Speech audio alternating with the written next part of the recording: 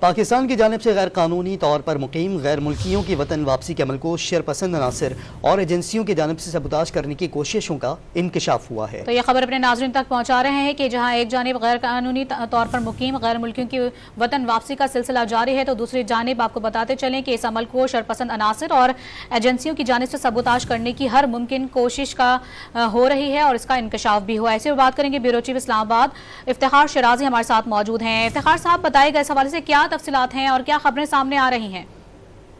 جی، جیسے کہ ناظرین کو معلوم ہے کہ دہشت گردوں کے خلاف ایک کمپریہنسو قسم کی کارروائی چل رہی ہے آلریڈی، اور آج بھی بتایا یہ گیا کہ یورپ کے علاقے میں ایک خفیہ اطلاع تھی، انٹیلیجنس بیسڈ ایک آپریشن کیا گیا ہے،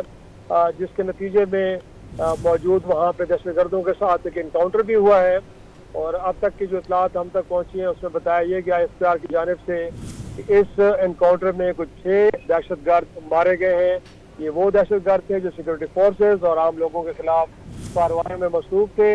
اور ان کے قبضے سے اچھا خاصا اسلحہ بھی برآمد ہوا ہے۔ تو یورپ کے علاقے میں آج ایک پھر انٹیلیجنس بیسڈ آپریشن کیا گیا، جس میں اب تک اطلاعات ہیں کہ 6 دہشت گرد مارے گئے ہیں۔ علاقے میں ابھی بھی کلین اپ آپریشن چل رہا ہے، اس بات کو یقینی بنانے کے لیے کیونکہ اور دہشت گرد موجود نہ ہو، سیکورٹی فورسز ابھی بھی آپریشن میں مصروف ہیں۔ جی